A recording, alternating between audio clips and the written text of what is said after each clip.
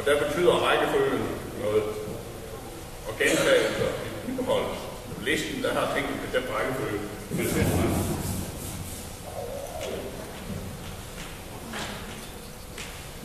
For eksempel, hvis man kigger på de her tre ting,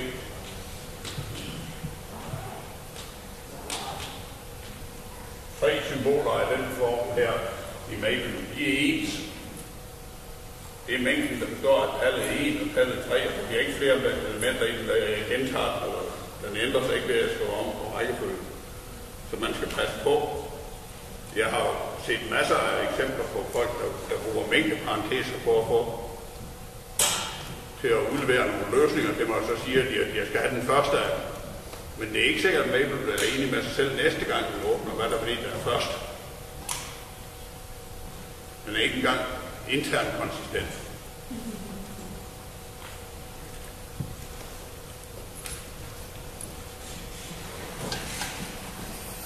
Så A og B, det var de to anden resultater. Det kan jeg løse A lig med 0 med hensyn til X.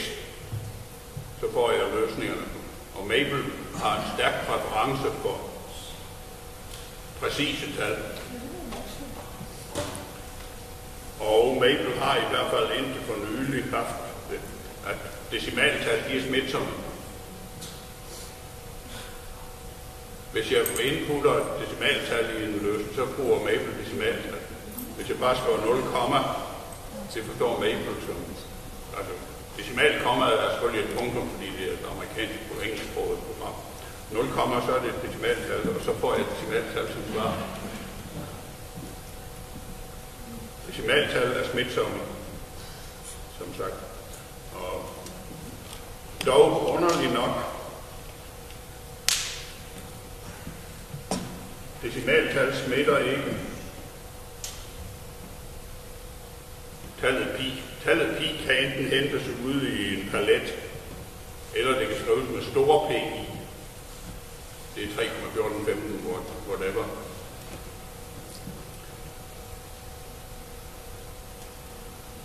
Den smitter ikke til pi. En anden typisk fejl er, at jeg bruger tit eksponentialfunktioner, for det har I set. Og eksponentialfunktioner, der er e. Jeg skriver eksponentialfunktionen, det har jeg vist som exp. Man kan godt bruge e, men så er det en e, man skal hente fra paletten. Det kan ikke hjælpe noget, man henter det fra skrivemaskinen.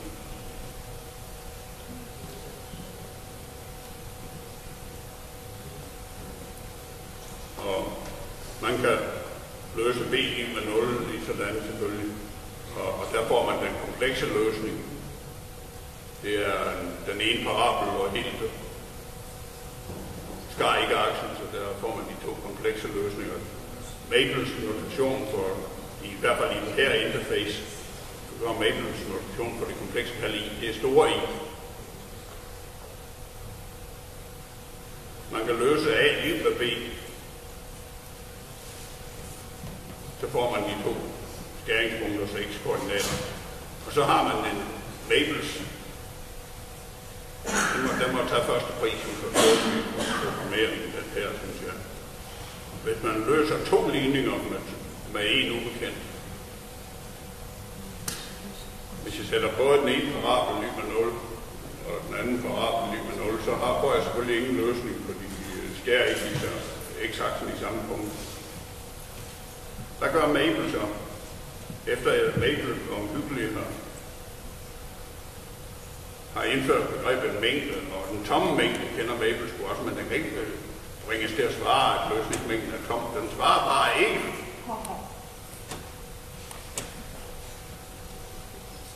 Og eventuelt kan den advare en om, at den svarer ikke med nogen løsning, men den indser, at måske har den overset noget, så kan den til at i visse tilfælde vil den fortælle, måske har jeg overset nogle løsninger.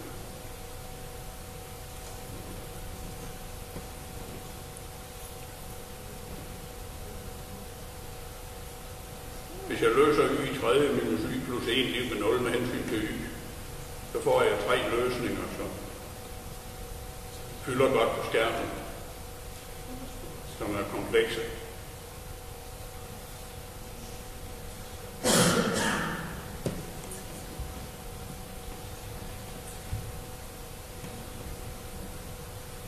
Maple regner med komplekse tal, hvis man ikke lærer noget andet. Og det er en kilde til meget misforståelse også. For det betyder for eksempel... nej, jeg skal holde op. Hvad tror I? Hvad tror I, Maple siger, hvis vi beder sådan nogen, som har gået af i anden?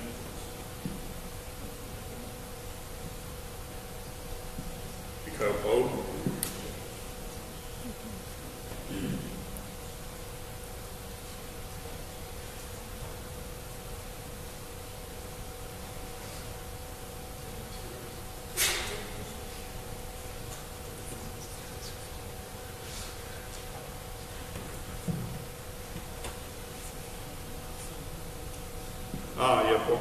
Jeg skal jo i den her interface skal jeg bruge semikolon for at lave noget.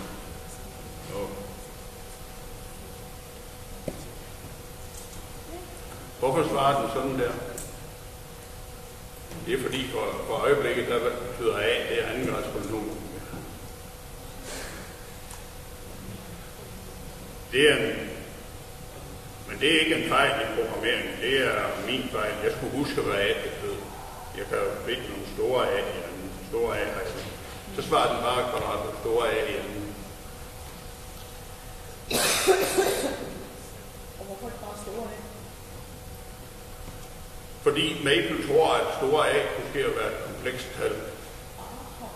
Store A kunne ske at være negativ.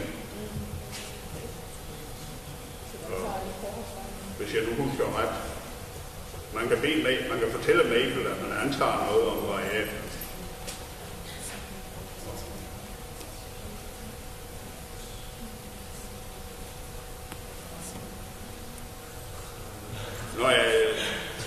Jeg holder snart op, men jeg skal lige advare om en ting mere. Maple reagerer i den rækkefølge ting, de er aktiveret, for den ikke i den rækkefølge, de står på skærmen.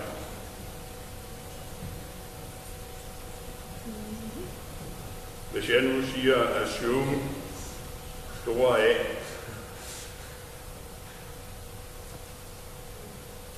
mindre end 0,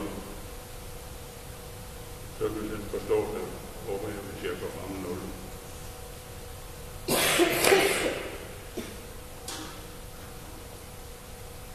Og så, det står senere end mit kvadratfod A i anden.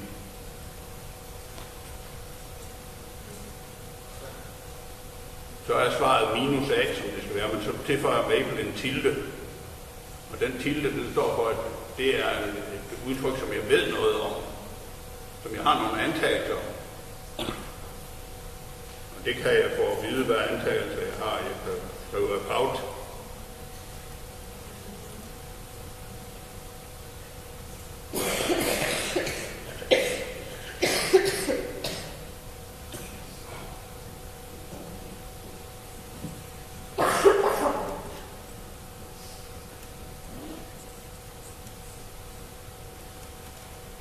Så får jeg at vide, at det var oprindeligt bare et A, men det har fået navn af tilde. Og det antages at være real range fra minus infinity til 0 med åben interval af 0.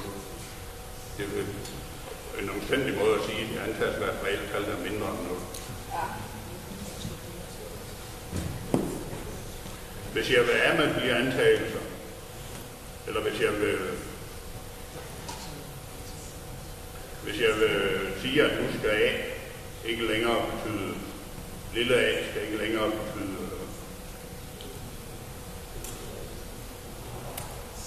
det er anden grads udtryk, så sætter jeg A med A i single quotes. Så er A ikke længere, det er at afdøbe ting og sager.